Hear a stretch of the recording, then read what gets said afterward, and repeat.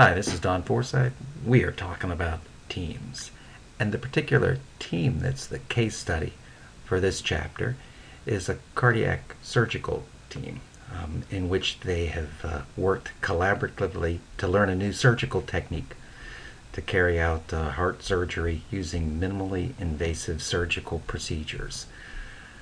But many of the groups we've examined already have been teams. For example, the search and rescue team that we discussed when we were exploring questions of affiliation in groups, the 1980 U.S. Olympic hockey team, clearly a team, the rugby team stranded in the Andes, fighting for their survival, the flight crew, which landed Flight 1549 in the Hudson River. Those were all teams. Teams are groups, and they include multiple members who are interdependent and they share a collective goal. Members' actions are guided by norms and roles, as in any group, and information flows from one person to another, often through very organized channels of communications. If you understand groups in general, you are very far along in understanding teams specifically.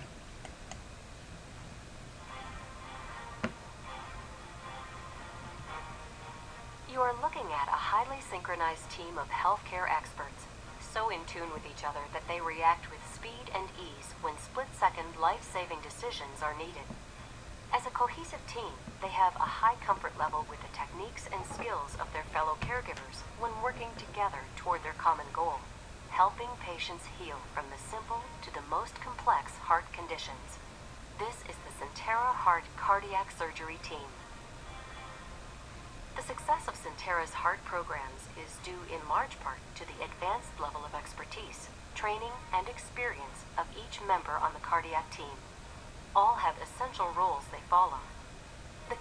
In the operating room, there's a highly skilled multidisciplinary team of physicians and clinicians, including perfusionists who run the heart-lung machine, physician assistants, and surgical assistants. All have been specially trained to perform heart surgeries and treatments, and all work together with a complete understanding of what needs to be done.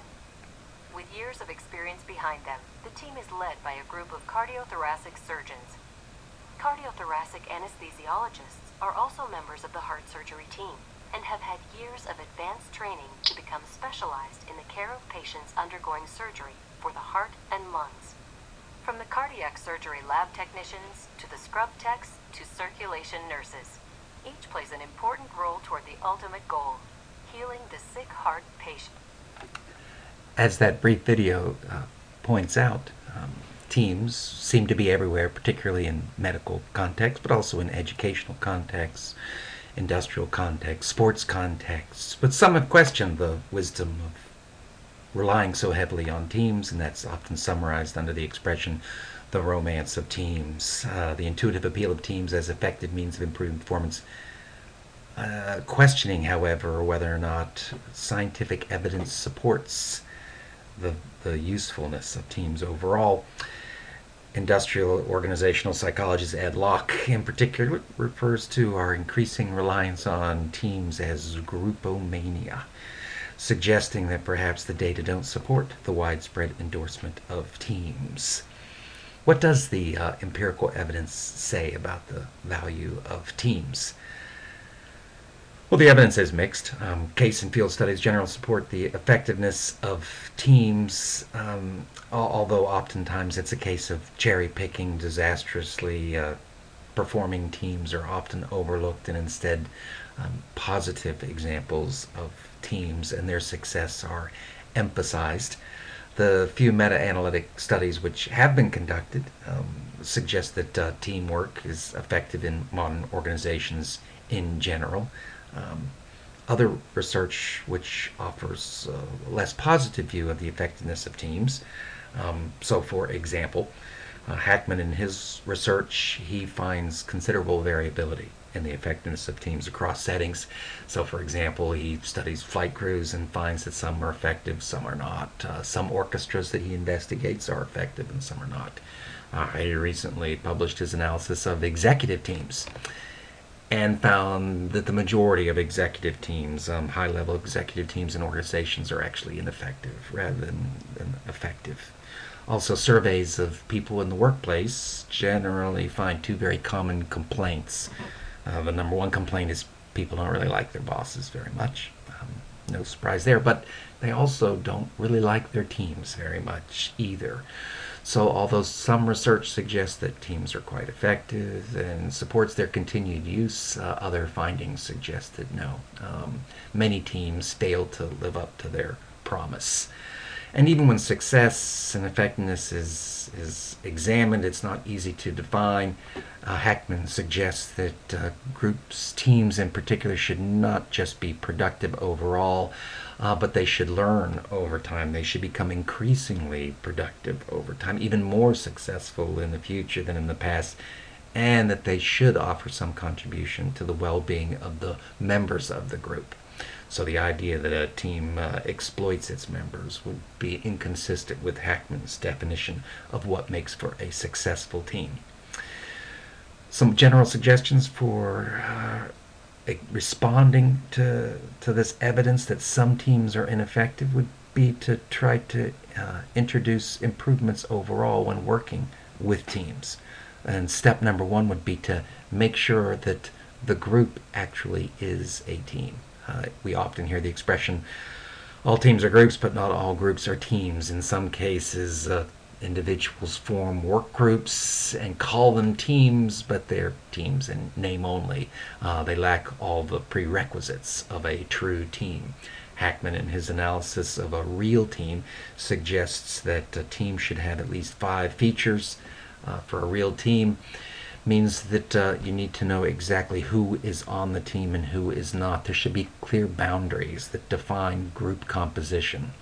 If you find that each time your group meets there are different faces at the table, each time you work on a task you're not sure who will show up and who will not show up, your team is not a real team.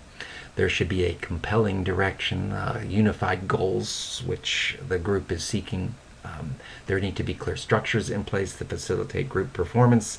The team should be supported by the organization, and Hackman recommends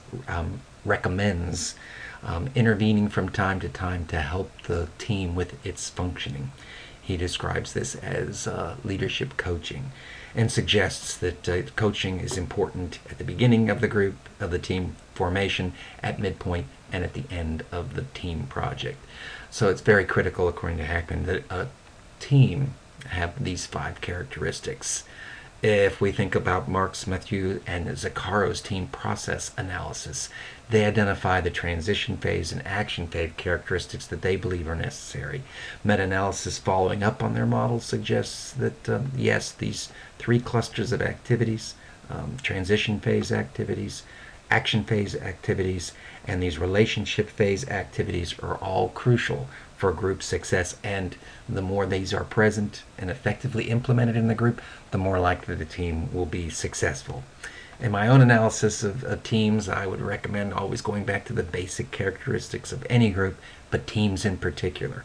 That if the teams have strong interaction among members, clear goals, and that includes collective goals, if there's strong interdependency among the members, so they're tightly coupled together, if there's defining clear structures within the group and the group maintains its cohesiveness, then that group will likely be an effective team. Moving past fidelity, on to the next suggestion for improving teams is training for working in teams is often necessary. Although we might expect everyone knows how to work well in a group, we might find that teams, the demands of teams, sometimes go beyond the skills of the individual members. And so training in the social skills and the collaborative skills necessary for effectiveness will improve the functioning of the team. A recent study has provided team-level training. That means practice identifying your goals, practice taking feedback about performance, and cross-training. That means training different individuals within the group to do each other's tasks so that group members become more interchangeable at one point, but also they have a better understanding of each other's responsibilities.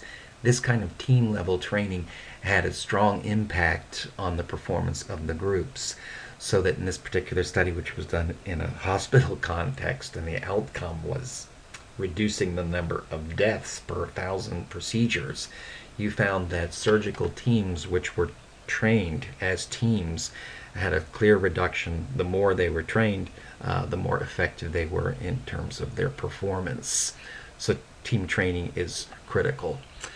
The recommendation overall from research, particularly Ed Salas's team-based research program, suggests that the best kind of teaming is skill-focused team training, not just team building. In some cases, in order to improve the effectiveness of teams, organizations implement team building exercises where the team is taken out into a context different from where they work, say out into the environment, say whitewater rafting, say climbing a high ropes course, and they are put through that course with the hope that their group will become more effective. These kinds of very general team building exercises, although they sometimes increase the level of trust among group members, because they're unrelated to the actual tasks the group might have to perform, they're less effective than one that focuses clearly on the group's tasks. So it's probably more effective to have the groups focus on the skills that they need to acquire to work together effectively rather than to do cohesion building team activities. Final point to make: provide organizational support for teams and remember the quality circle.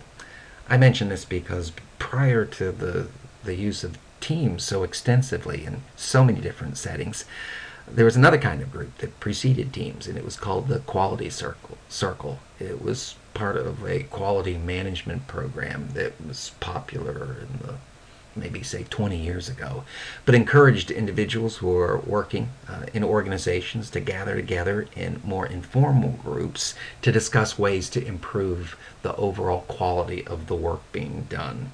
Quality circles, they were called. They were a big fad within organizational settings. It was recommended that they would be the wave of the future and that they would solve so many problems that organizations faced, particularly the tendency for workers to not feel engaged in the work that they're doing and to feel that they had very little control over decisions, and that even when they had good ideas to implement to improve functioning, no one listened to their ideas. Quality circles were not successful. They were initially useful within the organizations and they caught on, but they were a fad because for the most part, management didn't support quality circles. They didn't take the suggestions offered by the quality circles, and individuals who were members of the quality circles themselves weren't able to gain any kinds of rewards by taking part. So in times, quality circles lost interest, and it's rare these days that you find any organization that speaks of quality circles. We would hope the same thing doesn't happen for teams, and don't expect that it will, particularly if people are attentive to maximizing the effectiveness of their teams through skill building and team building. That wraps up our analysis of teams. Thank you, as always, for joining me.